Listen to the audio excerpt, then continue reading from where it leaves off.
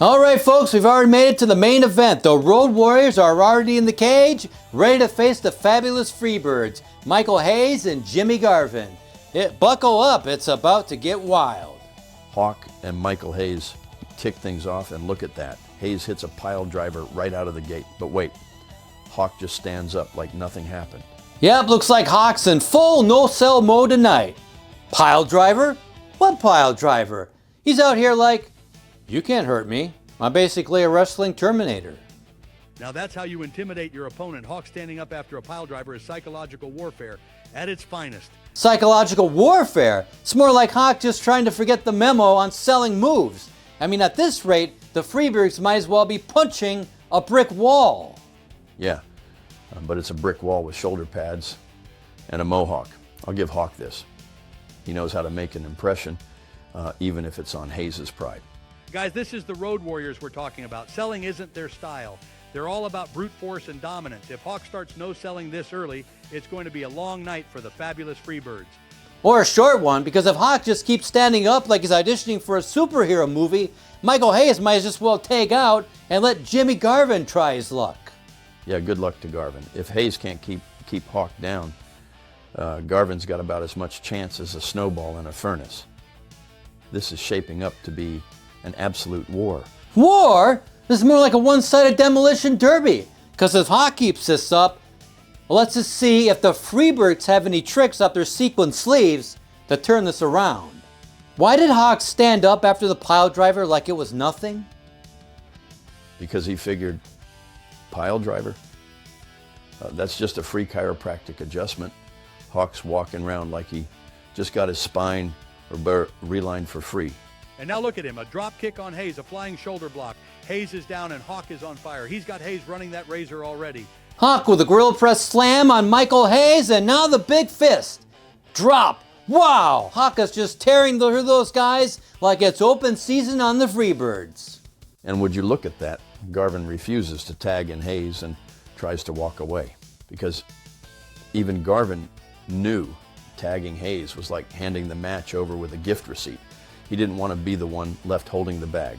Hayes is trying to climb out of the cage, kicking at Hawk, but Hawk's right behind him. He climbs up, hits a headbutt, and down goes Hayes. And now a flying splash by Hawk. Unbelievable. Hayes finally manages to tag in Garvin despite his desperate attempt to dodge it. But look at Hawk, he snatches Garvin into an over-the-shoulder backbreaker, like he's hoisting a sack of potatoes. Big leg. Drop from Hawk. And now Animal tags in. He's legal and ready to clean house. A huge Irish whip and one of those trademark Animal power slams. What a powerhouse. Hayes tries to break it up, but Animal press slams him, and not just any press slam, he pumps him up into the air 6 times before dropping him like a bad habit. Why did Animal pump Hayes 6 times in the gorilla press position?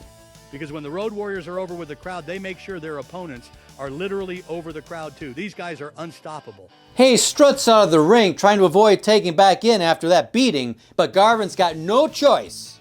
He goes low and tags Hayes back in. And now Hayes is stomping away at the Road Warriors like he's trying to regain some dignity. Irish whip reversal, big back elbow by Animal, and here comes Hawk. Hawk bites a chunk out of Hayes' head and spits it out. This is pure chaos.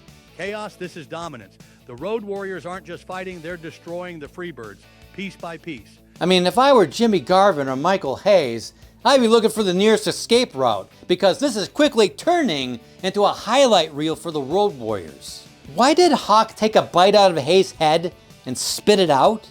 Because even Hawk realized Hayes' head was all ego and no flavor. Well, Hayes doesn't even know if he's on foot or horseback at this point. Ron Trongard just said it. Hayes is completely out of it. Why did Ron Trongard say that Hayes doesn't know if he's on foot or horseback? Because Hayes was so out of it, he probably thought the ring was a barn dance. All he's missing is a pair of spurs and a lasso.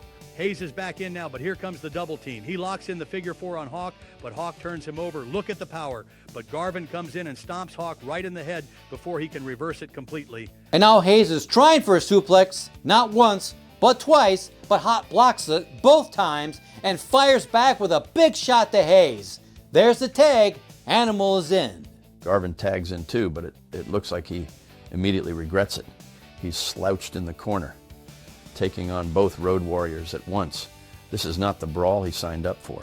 Pier 4 brawl breaking out now. Animal whips Garvin right into Hawk, and Hayes comes off the top rope, but he misses and nails Garvin by accident. Oh no. Animal takes advantage. He covers Garvin for the 1, 2, 3. That's it. In 7 minutes and 18 seconds, the Road Warriors defeat the fabulous Freebirds to close out WrestleRock 86. What a dominant performance. Well, that's all she wrote, and the crowd is loving the Warriors. But let's talk about this match, or maybe let's not. You know, I'm giving this one a D- for derailed, disjointed, and don't do this again. Revenge for something? The Warriors avenged, who knows? AWA decided storylines were optional tonight. The match itself was pretty much a squash. I mean, putting the Freebirds against the Road Warriors, that's like pitting a couple of sparrows against a pair of eagles. Total dominance. And let's not forget, the Warriors crushed, the Birds flailed, and then the Warriors dipped out of the AWA, probably the smartest move of the night.